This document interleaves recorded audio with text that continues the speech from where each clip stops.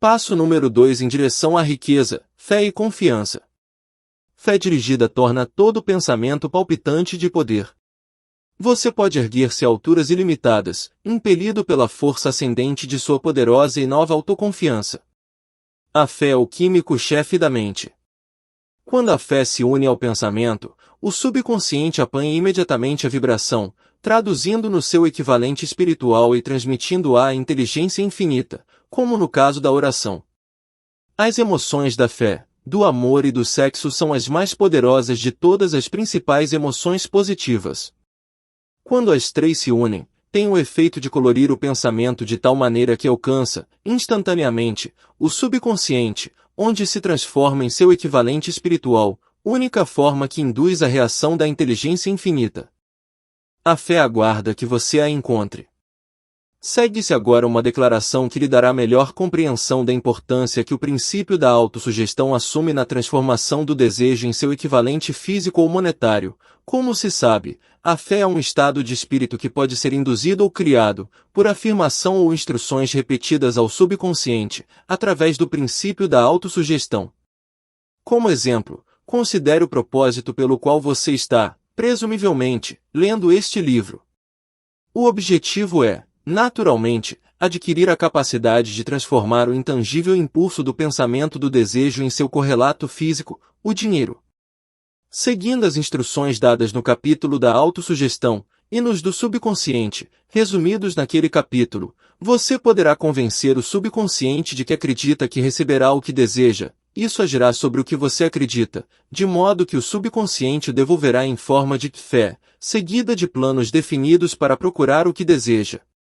A fé é um estado de espírito, que pode ser desenvolvido à vontade, depois de dominados os 13 princípios, pois é um estado de espírito que se desenvolve voluntariamente, através da aplicação e uso desses princípios. A repetição da afirmação de ordens ao subconsciente é o único método conhecido de desenvolvimento voluntário da emoção da fé. Talvez o sentido se torne mais claro através da seguinte explicação, quanto à maneira dos homens se tomarem, às vezes, criminosos. Nas palavras de famosos criminologistas, quando o homem entra em contato, pela primeira vez, com o crime, tem-lhe horror. Se se mantém em contato com o crime por algum tempo, acostuma-se a ele e aguenta-o. Se ficar muito tempo em contato com o crime, acaba abraçando e se toma influenciado por ele. Isso equivale a dizer que qualquer impulso do pensamento, que se transmite repetidamente ao subconsciente, é afinal, aceito e operado pelo subconsciente, que começa a traduzir o impulso para seu equivalente físico, pelo processo mais prático que pode obter. Ligado a isso, considere novamente a declaração, todos os pensamentos emocionalizados, aos quais se deu sentimento, e misturados à fé, começam, imediatamente, a traduzir-se em seu equivalente físico ou cópia. As emoções, ou a parte de sentimento dos pensamentos, são os fatores que dão a esses vitalidade, vida e ação. As emoções de fé, amor e sexo, quando misturadas a qualquer impulso de pensamento, dão-lhe ação maior que qualquer dessas emoções, por si só. Não apenas impulso de pensamento misturados à fé, mas os misturados com qualquer emoção positiva, ou qualquer emoção negativa, podem alcançar e influenciar o subconsciente. Não existe o azar. Compreender-se-á, dessa declaração, que a subconsciente traduzirá para o equivalente físico, os impulsos de pensamento de natureza negativa ou destrutiva, com a mesma prontidão com que agirá sobre os impulsos de natureza positiva ou construtiva. Isso explica o estranho fenômeno que milhões de pessoas experimentam e ao qual se referem como má sorte ou azar. Há milhões de pessoas que se creem condenadas à pobreza ou ao fracasso, por alguma força estranha, sobre a qual acreditam não ter controle. São os criadores de sua própria má sorte, por causa dessa crença negativa, que, apanhada pelo subconsciente, é traduzida para seu equivalente físico. Eis um lugar apropriado para sugerir, novamente, que você pode beneficiar-se, transmitindo ao subconsciente qualquer desejo que quiser ver traduzido em seu equivalente físico ou monetário, num estado de expectativa ou de crença de que a transmutação terá lugar. Sua crença ou fé é o elemento que determina a ação do subconsciente.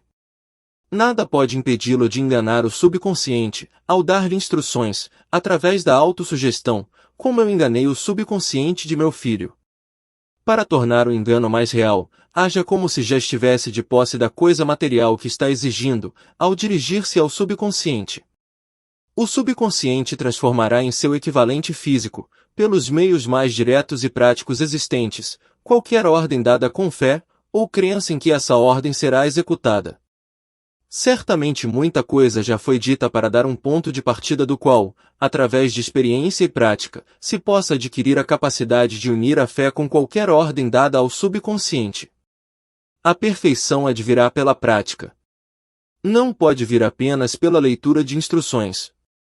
É essencial que você estimule as emoções positivas como forças dominantes da mente, desanimando e eliminando as emoções negativas. A mente dominada por emoções positivas torna-se abrigo favorável ao estado mental conhecido por fé.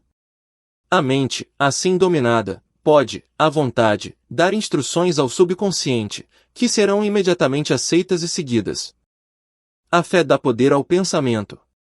Em todas as épocas, os religiosos advertiram a humanidade lutadora da necessidade de ter fé, neste ou naquele dogma, nesta ou naquela crença, mas esqueceram de explicar como ter fé. Não afirmaram que a fé é um estado de espírito, que pode ser induzido pela autossugestão. Em linguagem acessível a todo ser humano, descreveremos tudo o que se conhece sobre o princípio pelo qual a fé pode ser desenvolvida, onde ainda não existe. Tenha fé em si mesmo, fé no infinito. Fé é o elixir eterno que dá vida, poder e ação ao impulso do pensamento. Fé é o ponto de partida de todo o acúmulo de riquezas. Fé é a base de todos os milagres e todos os mistérios que não podem ser analisados pelas regras da ciência. Fé é o único antídoto do fracasso. Fé é o elemento, a substância química que, misturada à oração, permite comunicação direta com a inteligência infinita. Fé é o elemento que transforma a vibração comum do pensamento, criada pela mente finita do homem, em seu equivalente espiritual. Fé é o único instrumento através do qual a força cósmica da inteligência infinita pode ser dominada e usada pelo homem. Pensamentos que dominam sua mente. A prova é simples e fácil de demonstrar. Está envolta no princípio da autossugestão. Concentremos, pois, a atenção sobre o assunto da autossugestão, descobrindo o que é e o que é capaz de conseguir. É fato sobejamente conhecido que se chega a acreditar o que quer que a gente repita a si mesmo, seja a afirmação verdadeira ou falsa. Se o homem repetir sempre a mentira, acabam por aceitá-la como verdade. Além disso, acreditará tratar-se da verdade. Todo homem é o que é pelos pensamentos dominantes que permite a sua mente abrigar. Pensamentos que coloca, deliberadamente, na mente, que estimula com simpatia, e, com os quais mistura uma ou mais emoções, constituem as forças motivadoras, que dirigem e controlam cada movimento, cada ato e cada feito seu. Pensamentos misturados a qualquer dos sentimentos emotivos constituem força magnética, que atrai outros pensamentos similares ou com ele relacionados. O pensamento assim magnetizado de emoção pode ser comparado à semente que, plantada em solo fértil, germina, cresce e se multiplica muitas e muitas vezes, até que a semente original se toma incontáveis milhões de sementes da mesma espécie. A mente humana está atraindo constantemente vibrações que se harmonizam com o que domina a mente. Qualquer pensamento, ideia, plano ou propósito que se retém na mente atrai uma multidão de parentes, acrescenta os parentes à sua própria força e cresce até tornar-se o senhor dominante, motivador do indivíduo, em cuja mente se abrigou. Voltemos, agora, ao ponto de partida e informemo-nos de como a semente original da ideia, do plano ou propósito pode ser plantada na mente. A informação é facilmente transmitida. Qualquer ideia, plano ou propósito pode ser colocada na mente através da repetição do pensamento. É por isso que você deve redigir a declaração do seu principal propósito, ou objetivo mais importante, confiá-lo à memória, repeti-lo, em palavras audíveis, todos os dias, até que as vibrações do som tenham alcançado o subconsciente. Resolva destruir as influências de qualquer ambiente infeliz e construir sua vida bem ordenada. Fazendo um inventário das qualidades e deficiências mentais, você poderá descobrir que sua maior fraqueza é a falta de autoconfiança. Essa desvantagem pode ser superada, a timidez transformada em coragem, através do auxílio do princípio da autossugestão. A aplicação desse princípio pode ser feita por um simples arranjo dos impulsos positivos de pensamento, estabelecidos pela escrita, pela memorização e repetidos até se tornarem parte do equipamento de trabalho da faculdade subconsciente de sua mente. 5 passos para a autoconfiança. 1. Sei que tenho a capacidade de atingir o objeto do meu propósito definido na vida, portanto, exijo de mim mesmo uma ação persistente e contínua, para sua realização. Aqui e agora prometo empreender tal ação. 2. Compreendo que os pensamentos dominantes de minha mente reproduzir-se-ão futuramente em ação externa, física, transformando-se em realidade física, portanto, concentrarei meus pensamentos por 30 minutos diários, na tarefa de pensar que sou a pessoa que pretendo me tornar, criando, desse modo, uma imagem clara em minha mente. 3. Sei, pelo princípio da autossugestão, que qualquer desejo que eu mantenha com persistência na mente procurará, no futuro, expressar-se através de meios práticos de atingir o objeto existente por detrás desse desejo. Portanto, devotarei 10 minutos diários para exigir de mim mesmo o desenvolvimento da autoconfiança.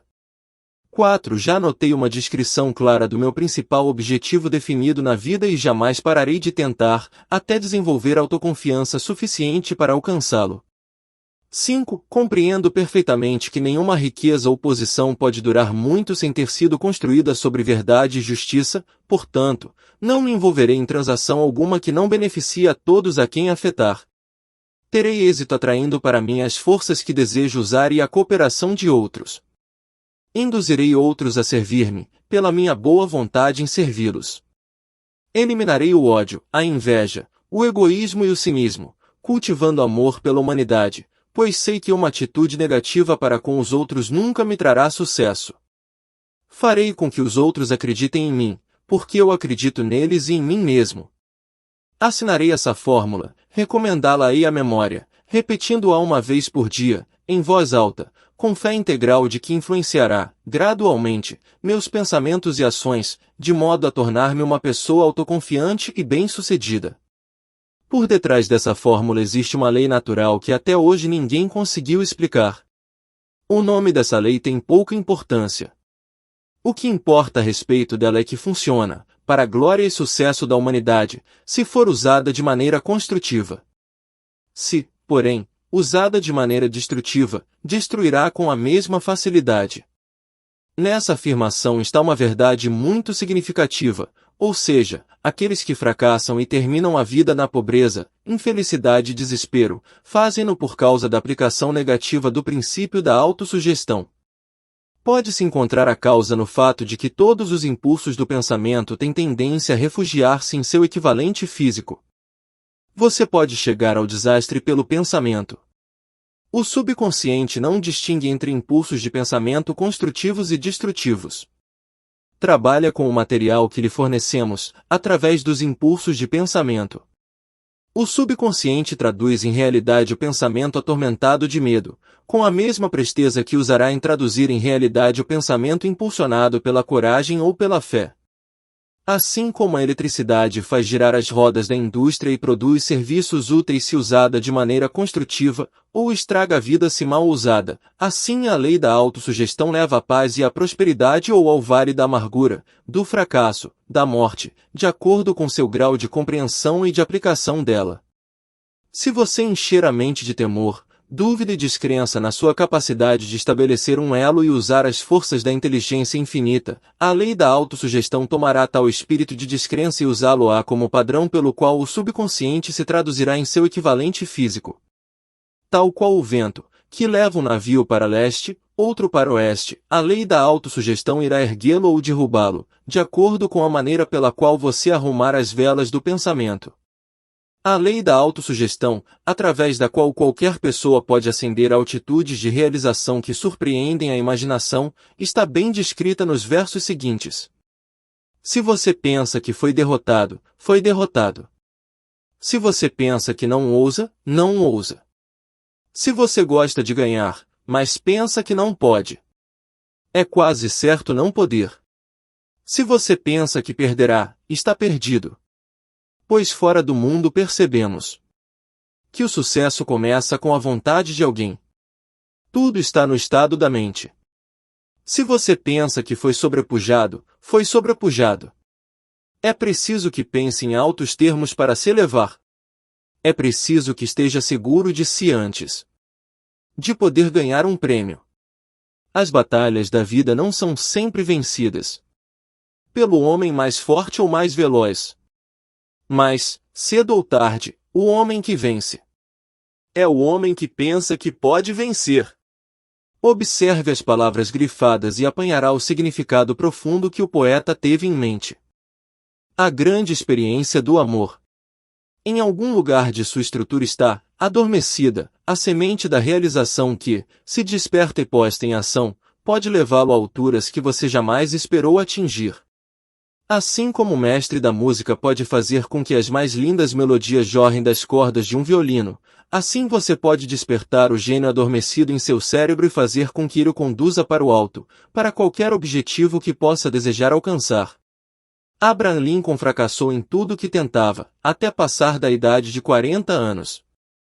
Era um senhor João ninguém, de não importa o que, até que uma grande experiência lhe chegou à vida, despertou o gênio adormecido em seu coração e cérebro e deu ao mundo um de seus homens realmente grandes.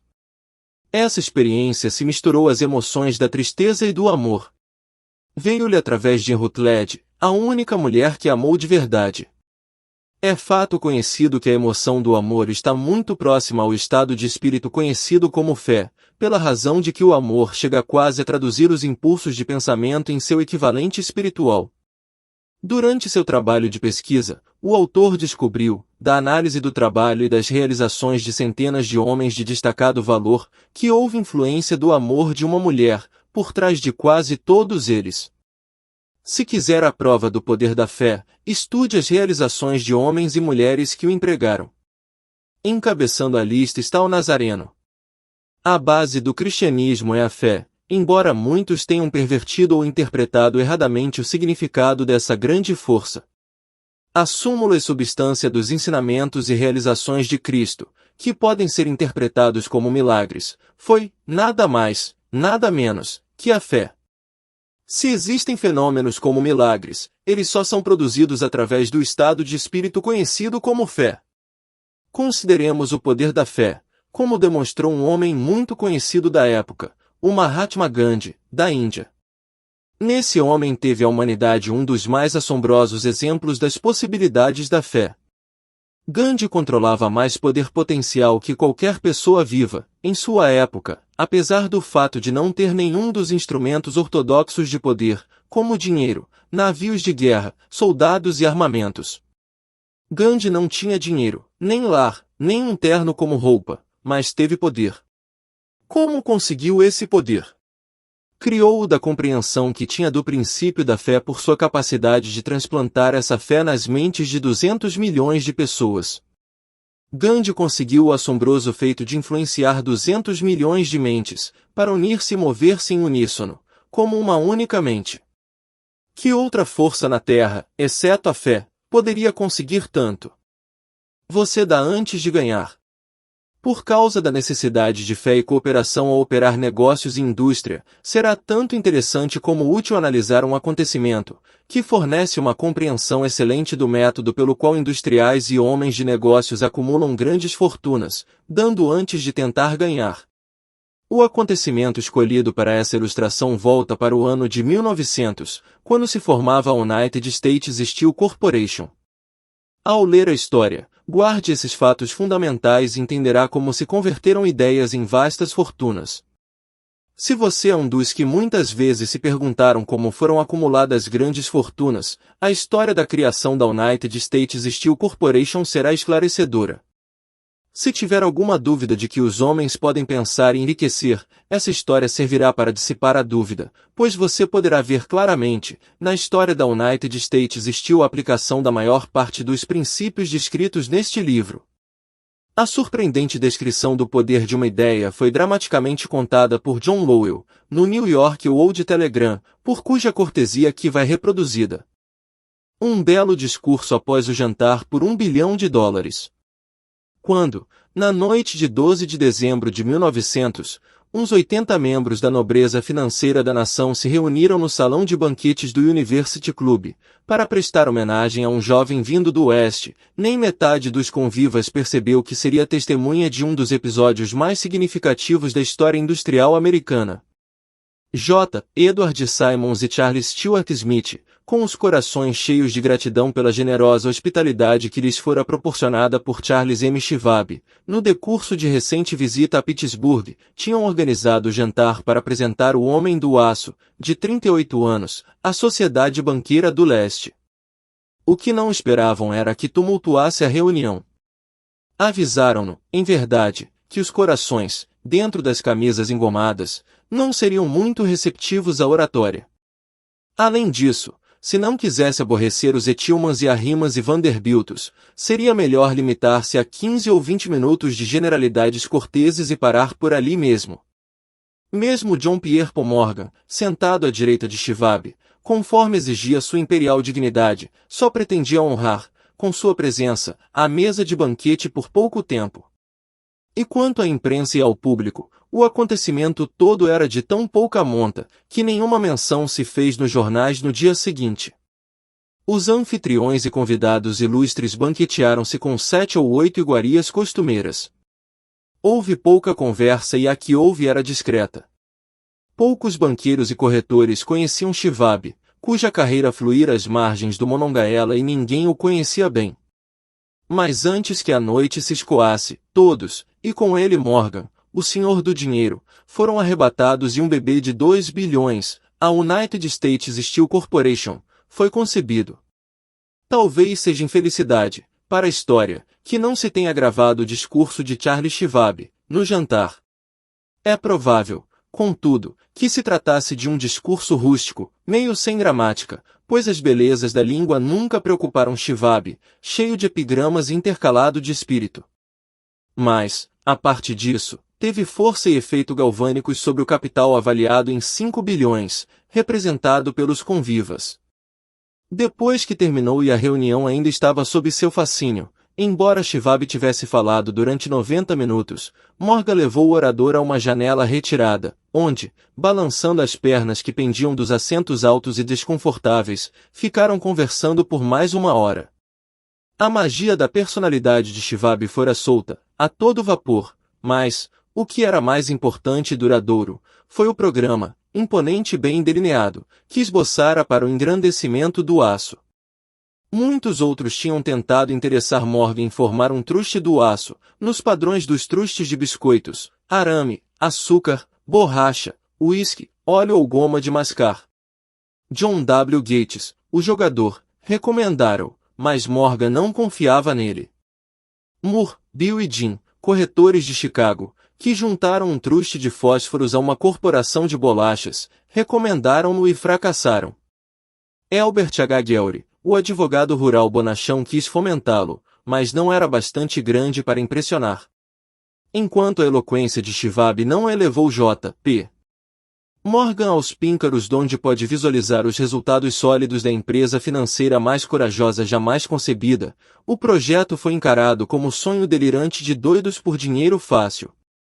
O magnetismo financeiro que começou, há uma geração, a atrair milhares de companhias pequenas, e às vezes, mal dirigidas, para combinações grandes e capazes de esmagar concorrências, tomou-se operacional no mundo do aço, através das maquinações desse jovem pirata dos negócios, John W. Gates. Gates já tinha formado a American Steel and Wire Company de uma cadeia de pequenas empresas e, juntamente com Morgan, tinha criado a Federal Steel Company. Entretanto, ao lado do gigantesco truste vertical de Andrew Carnegie, pertencente e operado por 53 sócios, as outras combinações eram ninharia.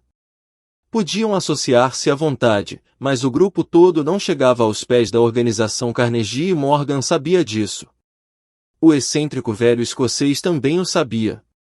Das magníficas alturas do castelo de Skibo, observava, a princípio achando divertido, depois com ressentimento, as tentativas das companhias menores de Morgan atrapalharem seus negócios.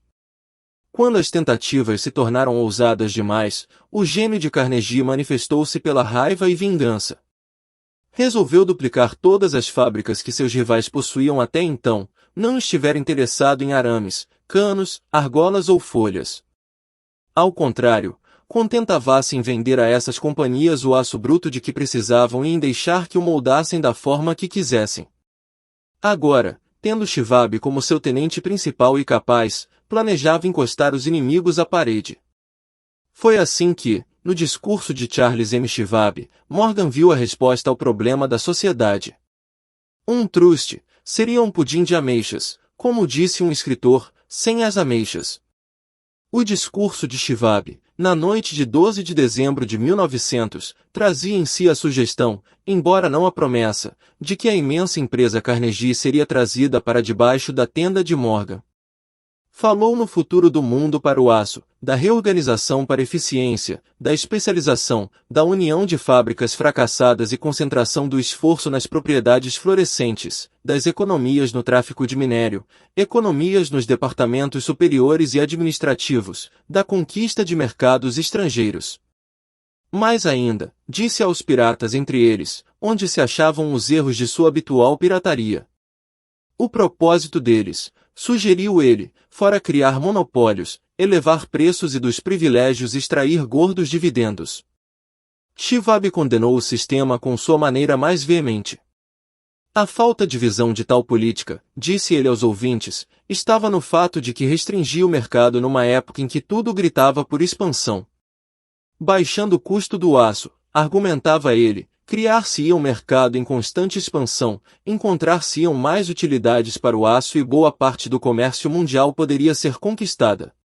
Na realidade, embora não o soubesse, Schwab era o apóstolo da moderna produção em massa. Assim terminou o jantar no University Club. Morgan foi para casa, para pensar sobre as róseas predições de Schwab. Esse voltou a Pittsburgh, para dirigir o comércio do aço de V. e Andra Carnegie, enquanto Gary e os outros voltavam para seus teletipos, para divertir-se, antecipando o passo seguinte. Não tardou muito. Morgan levou mais ou menos uma semana para digerir a iguaria de razões que Schwab colocará diante dele. Ao assegurar-se de que não causaria nenhuma indigestão financeira, mandou buscar Schwab, e achou um tanto reservado. Carnegie, disse Schwab, não iria gostar de saber que seu presidente da companhia, de confiança, flertara com o imperador da Wall Street. A rua sobre a qual Carnegie resolvera nunca se aventurar. John W. Gates sugeriu então, como intermediário, que se acontecesse de Schwab estar no Hotel Bellevue, em Filadélfia, poderia acontecer de também lá estar J.P. Morgan. Quando Schwab chegou, entretanto, Morgan estava inconvenientemente doente, em sua casa de Nova York. Diante do convite premente de Morgan, Schwab foi para Nova York, apresentando-se à porta da biblioteca do financista.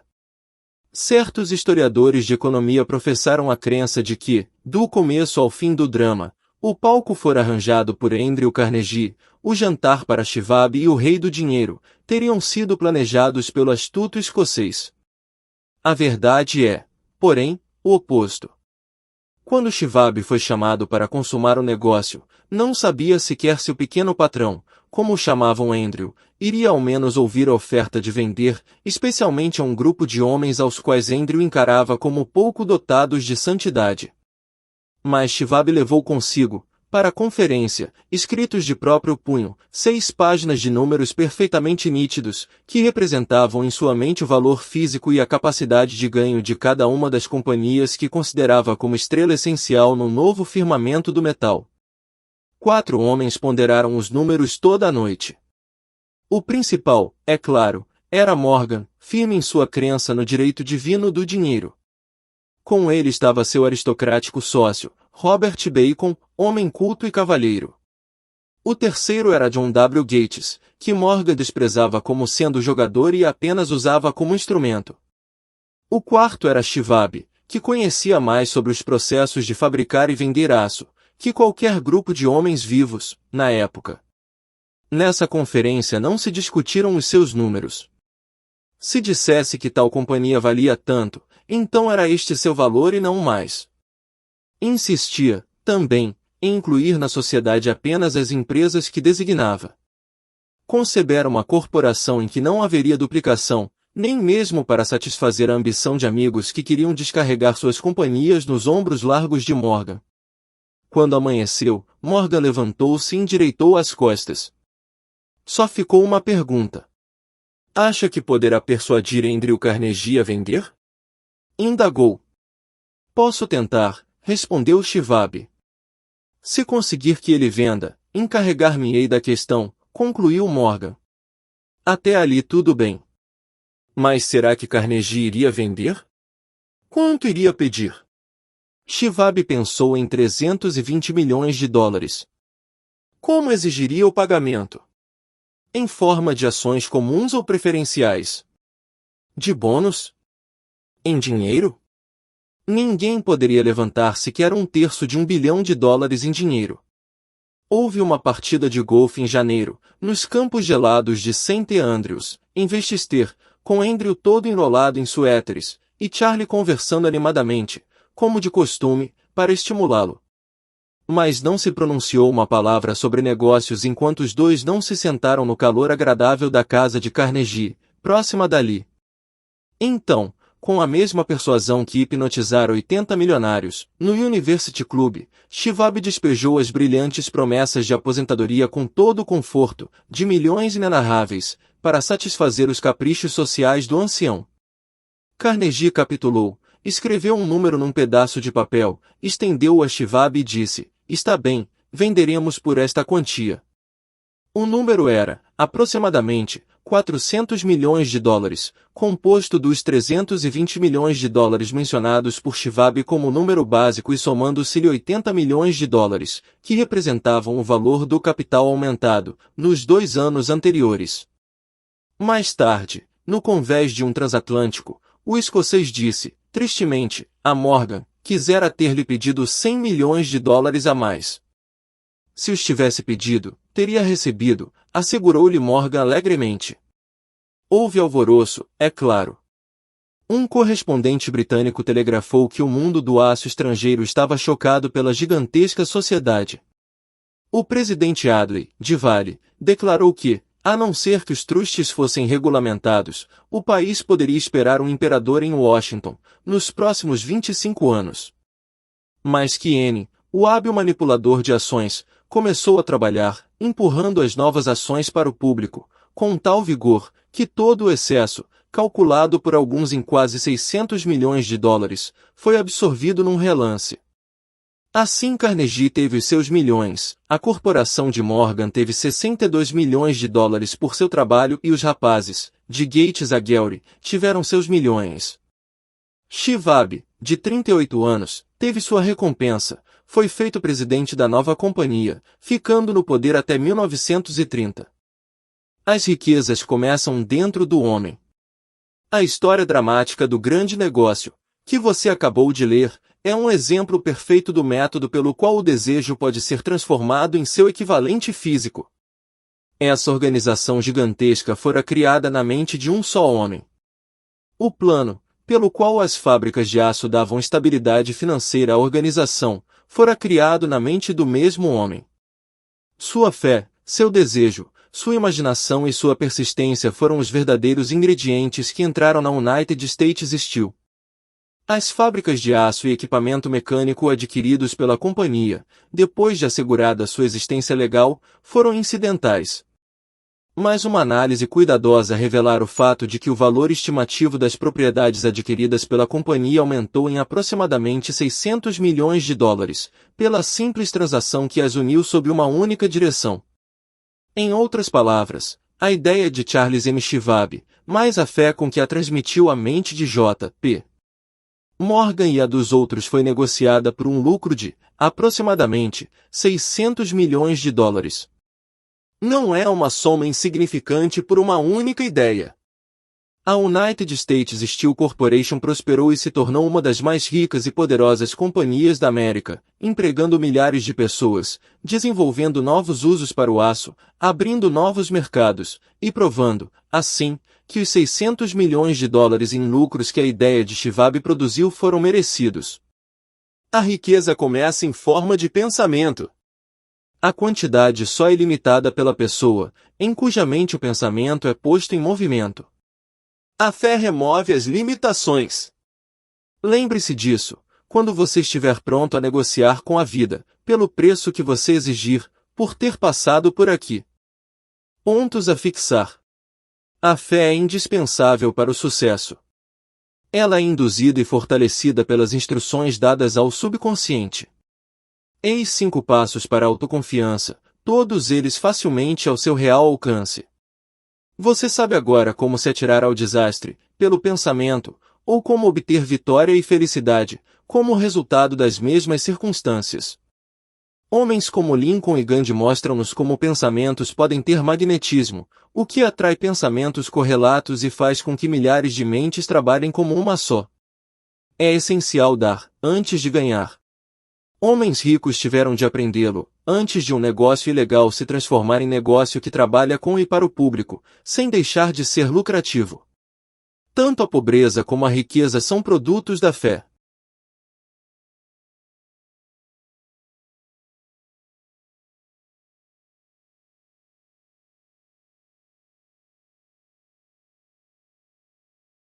E não se esqueça de deixar o seu like, se inscrever no canal e ativar o sininho das notificações.